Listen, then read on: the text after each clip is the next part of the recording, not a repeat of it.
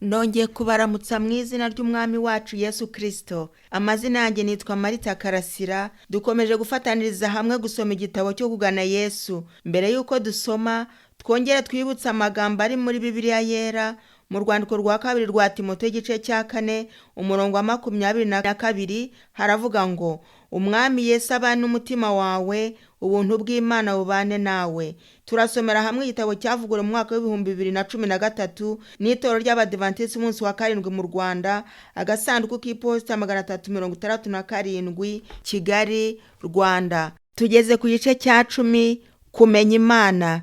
Imana ifite uburyo bwinshi ikoresha ishaka kutwimenyesha no kudutera gusabana nayo. Ibyaremwe bihora byigisha ingingo zacu ubudasiba. Umutima iyo wemeye ubasha kureshwa n'urukundo rw'Imana n'ubwiza bwayo, aribyo bigaragazwa n'imirimo y'amaboko yayo. Uzi gutega amatwi ye abasha kumva no kumenya icyo Imana ivugira mu bintu yaremye, ari ubwatsi bumera cyangwa ibiti binini by'inganzamarumbo, cyangwa imigengaro n'uburabyo, cyangwa igicu kigenda, cyangwa imvura igwa, cyangwa akagezi gasuma. Byose uko bingana byigisha imitima yacu, bikaturarikira kumenyerana n'uwabiremye byose. Ibyigisho by'Umukiza wacu bitagira uko bisa, yabyigishishaga ibyaremwe abigereranya. Ibiti n'inyoni n'uburabyo bwo mu bibaya n'imisozi n'imigezi ndetse n'ibindi bihora biboneka iminsi yose bibakikije, n'ibyo yahuzaga n'ijambo ry'ukuri agira ngo ibyo yigishaga bibahoremo. Imana ishaka ko abana bayo banezezwa n'imirimo yayo, ngo bashimishwe n'ibintu byiza yarimbishishije isi yacu. Burya Imana ikunda ibintu byiza byose, ariko icyo ikunda cyane cyane kurusha ibigaragara byose ni imico myiza. Nicyo gituma twifuriza guhirimbanira kubonera no gutungana rwose. Twaramuka tubaye maso, ibyaremwe n'Imana byatwigisha ibyigisho byiza byo kumvira no kunamba. Uhereye ku nyenyeri zihora zigenda urugero rwazo mu kirere kuva kera kose, ukageza ku gakungu katagaragara, ibyaremwe byose byumvira rurema.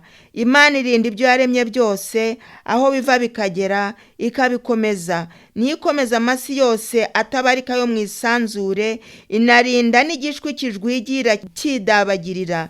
Naho turi hose, ari ukujya mu mirimo cyangwa se kuryama nijoro, cyangwa se iyo tubyutse mu gitondo, byose irabizi. Niyo umukire aremye ibirori mu nyumba ye, cyangwa umukene ateranyije abana be ku gakono k'intekabusa, umuntu wese arindanwa urukundo na Data wo mu ijuru. Nta marira atemba mu maso yacu Imana itabizi, nta kumwenyura ku isoba.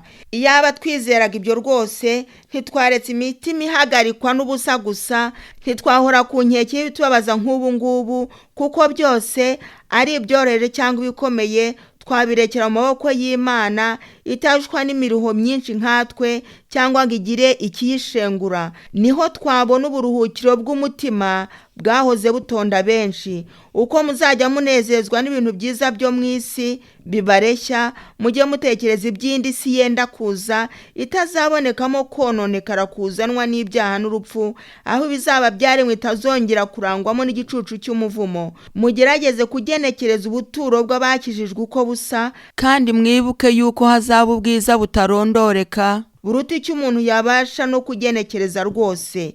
Ibintu byose tubona ubu mu byaremwe nubwo byadushimisha bite, ibyo ni igicucu gusa cy'ubwiza bwayo burabagirana.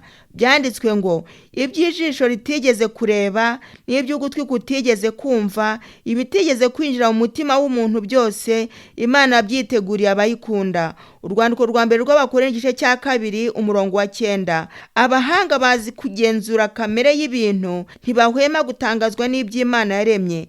Nicyo gituma umukristo wese arushaho kunezezwa n'ibintu byiza byo muri iyi si, kuko abiboneramo imirimo y'intoki za Se wo mu ijuru. Nta muntu wakurikiza icyigisho ku misozi n'ibikombe no ku misozi n'inyanja wabura kubirebamo urukundo Imana yakunze abantu. Imana ivuganira natwe mu byo ikora no kubw'Umwuka wera, itoteza imitima yacu. Dushobora kwigishwa neza n'ibitubaho ndetse n'ibidukikije biri mu isi yose, iyo imitima yacu yuguruwe kubyakira. Dawidi ubwo yatekerezaga imirimo itangaza y'Imana yavuze ati, isi yuzuye ineza y'Uwiteka. Zaburi igice cya 33 umurongo wa 5. Umunyabwenge wese azitegereza ibyo kandi azumva ubugwaneza bw'Uwiteka. Zaburi igice cy'107 umurongo wa 43. Imana ivuganira natwe mu ijambo ryayo. Muri ryo nimo turushaho guhishurirwa imico yayo itangaje, itayoberana, n'uburyo ikunda abantu ikabakiza. Muri ryo kandi namo ibya basokuruza n'abahanuzi n'abandi bera ba kera bigaragarizwa. Muri Bibiliya dusangamo uburyo bagwaguzaga bacogoye nkatwe, uko bagwaga mu bigeragezo nkatwe, ariko bakanesha kubw'ubuntu bw'Imana n'imbabazi zayo. Wa mutima wabateraga ibyo ukongeza umuriro wera mu mitima yacu, bigatuma twifuza kugira imico nk'iyabo ngo tugendane n'Imana nkabo. Yesu yavuze iby'isezerano rya kera kandi arushaho kuvuga iby'isezerano rishya ati, nibyo bimpamya. Urwandiko rwa Yohana igice cya 5 umurongo wa 39. Kuko biriya yose tubwira ibya Kristo, uhereye ku ijambo rya mbere ryo muri yo ukaza ku ijambo riheruka ngo dore ndaza vuba, niho twigira iby'imirimo yakoze. N'ubisomye aba yumvise ijwi ry'Imana rivugana nawe. Niba mushaka gushyikirana n'Umukiza, mukwiriye kujya mwiga ibyanditswe byera. Nimwuzuze umutima wose amagambo y'Imana, kuko ariyo mazi y'ubugingo azabamara inyota igurumana, ndetse niyo mutsima w'ubugingo wavuye mu ijuru. Yesu yaravuze ati, nimutarya umubiri w'Umwana w'umuntu ntimunywe n'amaraso ye, nta bugingo muba mufite.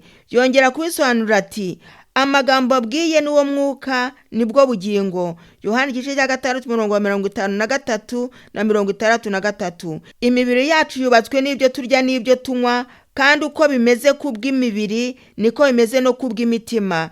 Ibyo tujya twibwira tukabyiga nibyo bizadutunga no gukomeza imitima yacu. Mbese inama y'agakiza ko ariyo nama yizihira abamarayika bo mu ijuru, akaba ariyo kandi abacungu bazajya baririmba iteka bageze mu ijuru. Ubu hose iyo dukwiriye gushishikarira kwiga no kumenya.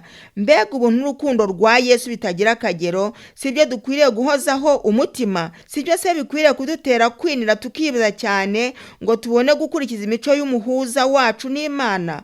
Uko turushaho kwibwira iby'inama zose zo mu ijuru, niko no kwizera kwacu n'urukundo rwacu bizajya bikurana n'imbaraga, kandi niko amasengesho yacu azajya arushaho kwemerwa n'Imana, kuko azaba arushaho gufatanya no kwizera n'urukundo. Niho tuzarushaho kwiringira Yesu no gushikama.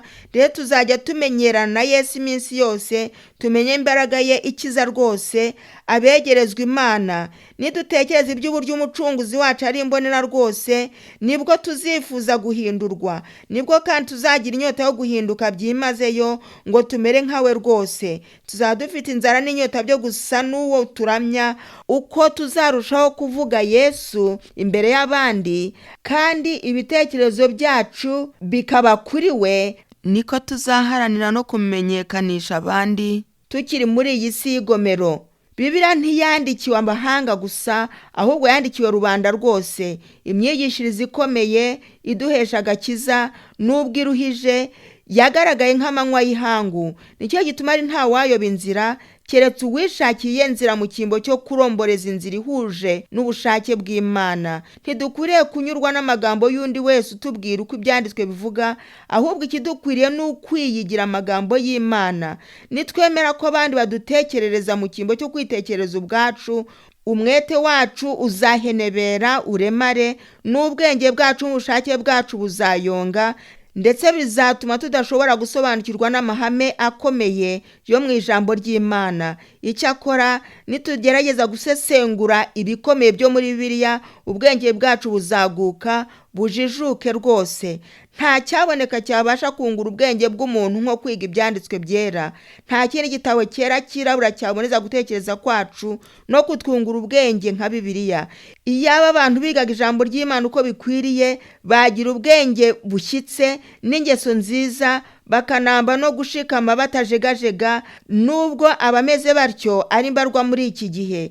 Usoma ibyanditswe ahubutse ntagira icyo yunguka cyane. Umuntu yabasha gusoma Bibiliya yose ariko ntabone ibyiza byayo, ntafutukirwe ndetse n'ubwiru bwayo bukomeye buyihishemo.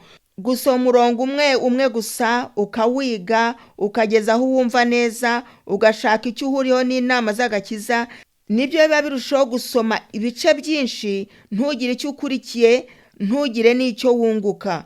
Ujye uhorana na Bibiliya yawe, nubona umwanya jya uyisoma, ujye ugerageza ndetse kwibuka amasomo mu mutwe. Niyo uri mu nzira wabasha gusoma umurongo umwe ukawitoza no kuwutekereza igihe ugenda. Ibyo bigatuma uwo murongo wa Bibiliya uhinduka nka kamere yawe, ukagoma mu bitekerezo byawe. Ntabwo twabona ubwenge tutihatiye kubushaka, dufatanyije kwiga no gusenga. Ibyanditswe bimwe kuko byoroshye nta wananirwa kubyumva, ariko hariho ibindi biruhije bitabasha gusobanukira ubisomye atitonze. Ibyanditswe bimwe bikwiriye kugereranywa n'ibindi byanditswe. Dukwiriye gushakashaka no gutekereza twitonze kandi dutuje. Uwiga atyo azabona inyungu cyane. Nk'umucukuzi w'izahabu abona umututu w'aho zahabu iri, akawukurikira akarinda awugeza mu kuzimu kugeza ubwo ayicukura akayimaramo. Niko ushakashaka mu ijambo ry'Imana ubutunzi buhishwe butabonerwa amajyejuru akwiriye kugira umwete, akabona ukuri gukomeye rwose kwari guhishwa amaso y'ushaka atitonze. Amagambo ahumetswe n'Imana iyo tuyatekereje cyane mu mitima ahinduka nk'umugezi utemba uva mu masoko y'ubugingo unetesha imitima yacu. Ntabwo dukwiriye kwiga Bibiliya tudasabye. Nitujya kubumbura impapuro zayo zera, tujye tubanza duhombeke amaso imbere y'Imana, tuyisabe kutuyoboresha umwuka wayo wera ngo adufuturire, kandi tuzamuhabwa. Ubwo Natanayeli yasangaga Yesu Umukiza, uwo murondozi w'imitima yaravuze ati, dore Umwisirayeli w'ukuri udafite uburiganya. Natanayeli ati, mbese Nyagasani wamenyeye hehe? Yesu aramusubiza ati, Filipo ataraguhamagara ubwo wari munsi y'umutini nakubonye. Yohana igice cya mbere umurongo wa 47 na 48. Nkanswe twebweho Yesu azatubonera hiherereye tumusenga, tukamusaba umucyo kugira ngo tumenye ukuri uko ariko. Imana izatugotesha abamarayika bava mu yandi masi y'umucyo utangaje, itwoherereze n'umwuka wayo atuba iruhande. Umwuka wera niwe ukuza Umukiza no kumusingiza. Yagenewe umurimo wo kumenyekanisha Kristo no kugaragaza gukiranuka kwe gushyitse n'agakiza gakomeye, niwe tugakesha. Yesu yaravuze ati, azenda ku byanjye abibabwire. Yohana igice cya 16 umurongo wa 14. Umwuka w'ukuri we mwigisha wenyine ubasha kwigisha ukuri kuvuye mu ijuru.